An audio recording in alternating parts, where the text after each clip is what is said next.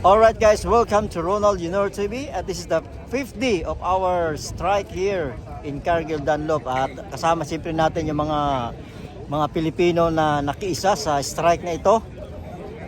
Unang-una, wala tayong against sa management. Ito ay pagpapahayag ng ating mga karapatan at sentimento na gusto ng karamihan na maabot lalo na sa increase ng ating mga sahod.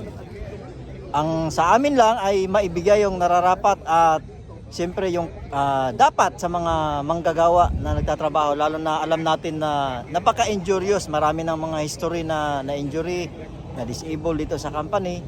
Pero sapat ba yung ino-offer nila na sahod? Yun ang matinding pag-uusap kasi on my part, hindi ito ipopropose ng union kung wala namang sapat na basihan.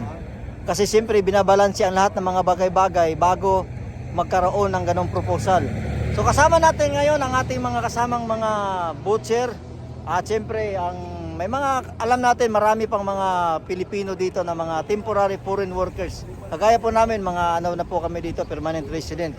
So iba-ibang sitwasyon ng mga kasama natin ng mga butcher, so iba-iba rin ang impact ng nangyayari ng strike na ito. Maraming mga nababahala dahil siyempre yung yung tumataas yung bilihin, nagmamahal yung bahay, at yung iba nagmamahal ng ibang may bahay. Yun ang delikado. Pero ibig sabihin, nagmamahal lahat ng mga bilihin ngayon dito sa Canada. Kaya sa lahat ng mga kakilala po namin, mga kaibigan na siyempre lumalapit po sa amin, close muna ang bangko.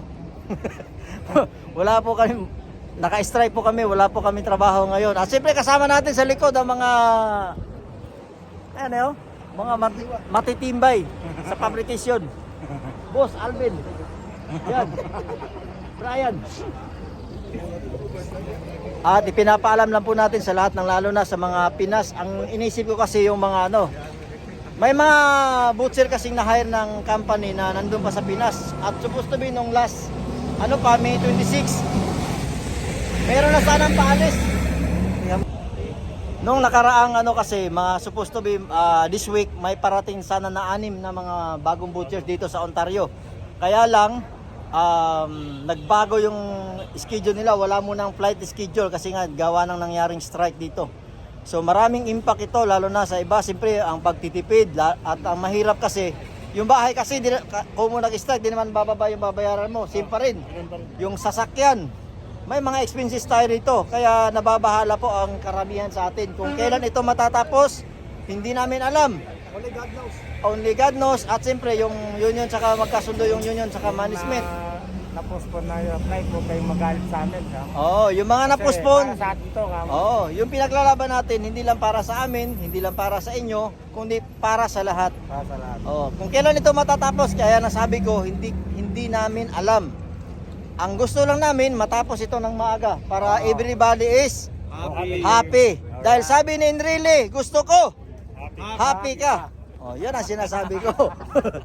Kaya, umaasa kami na ang strike na ito ay matatapos na maaga, bumalik tayo sa trabaho, at siyempre mabigyan natin ng magandang kinabukasan yung ating mga anak, mga pamilya po natin. At ito po yung kasama natin, nagmamakaawa na po siya.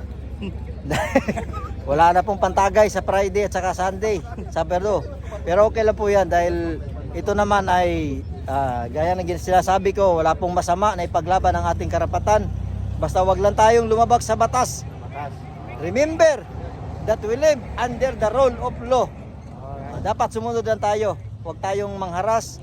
Ipakita lang natin yung pagpapahayag ng ating malayang pagpapahayag ng ating karapatan bilang mga butcher dito sa Cargill, Guelph, Ontario. Shout out sa lahat ng mga taga Pampanga. Sa lahat ng mga Kapampangan, mga Ilocano. Sa mga Ilocano, Bisaya. Mga Ilonggo, lahat na ng mga lahi. Yeah.